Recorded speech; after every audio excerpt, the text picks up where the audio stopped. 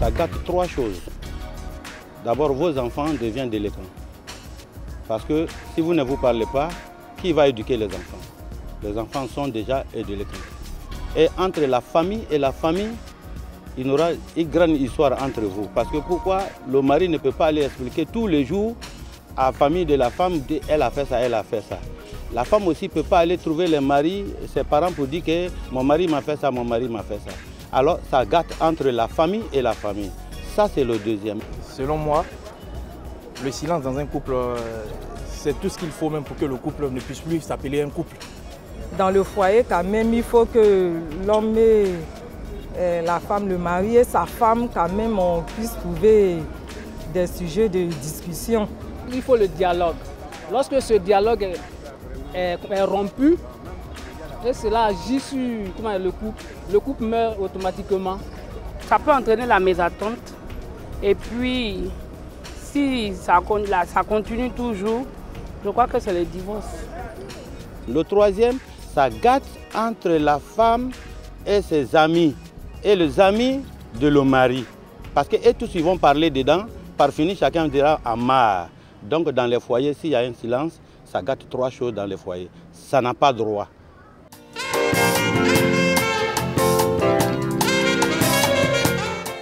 Amis téléspectateurs, comment allez-vous? Bien, je l'espère.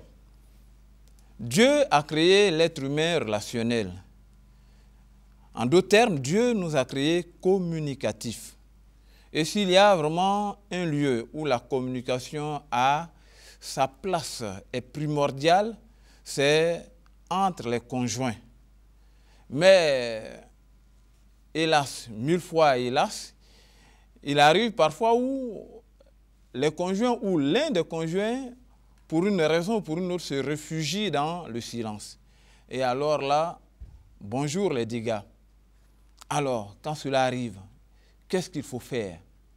Nous sommes heureux d'accueillir pour discuter vraiment de ce sujet, l'impact du silence dans la relation du couple. Nous sommes heureux, dis-je, donc d'accueillir sur notre plateau monsieur et madame Youbi, un couple d'enseignants. L'époux se nomme Émile et l'épouse se nomme Ténétio. Ils ont tous deux 11 ans de mariage. Alors un couple vraiment très très âgé dans le mariage, 27 ans de mariage. Il s'agit de monsieur et madame Bailly. Pierrot, l'époux, est technicien supérieur de santé. Et Françoise, son épouse, est aide-soignante. Merci d'avoir répondu à notre invitation. Et je vais de ce pas demander à M. Youbi de nous dire simplement qu'est-ce qui peut amener l'un des conjoints à garder le silence dans le couple. Dans la relation du couple, il y a des situations qui amènent un des conjoints à se taire. Des situations de frustration, des situations souvent, où l'un veut forcément aller au-dessus de l'autre. L'un veut imposer ses émotions, ses pensées à l'autre. Je crois que ça affecte souvent la communication dans le couple. Ok, donc il y a ces éléments que vous avez cités. Est-ce que Mme Youbi pense également à d'autres situations qui amènent les conjoints à se murer vraiment dans le silence? Bon, moi je suis d'accord avec lui pour la frustration. Et puis quand on se sent incompris, et on devient silencieux. Oui, M. Bailly? Effectivement, comme ils le disent, hein, l'impact d'abord, qu'est-ce que c'est? C'est d'abord un effet qui se produit, une influence au sein d'un couple. Effectivement, une situation, un événement peut arriver, soit la plupart du temps, c'est du côté peut-être féminin, mais aussi du côté masculin. Le monsieur, pour une question, pour une autre, ou madame, pour une question, une autre, se sentant frustré dans son état d'âme, ben, peut garder le silence. En général, les femmes en général surtout, la meilleure défense pour une épouse, c'est de ne rien dire. On ne parle pas. Et ce silence, ça peut aller peut-être à certains endroits pour punir le monsieur.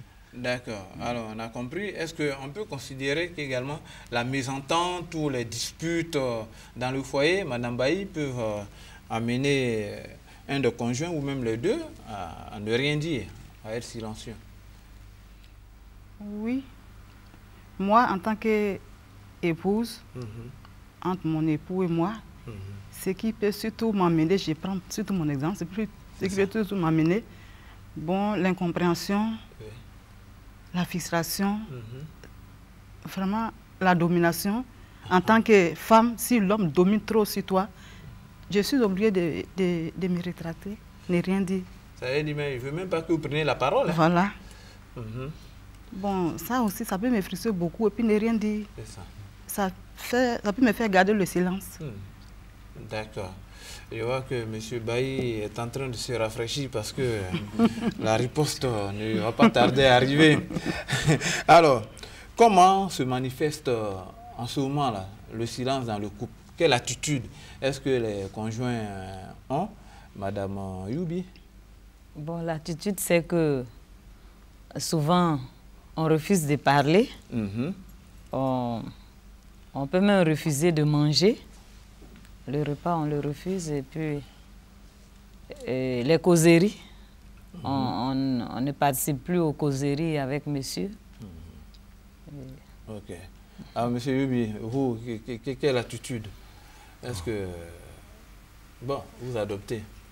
Bon, souvent, comme je le disais tout à l'heure, ce sont des attitudes qui s'adoptent après une réalité constatée. C'est ça.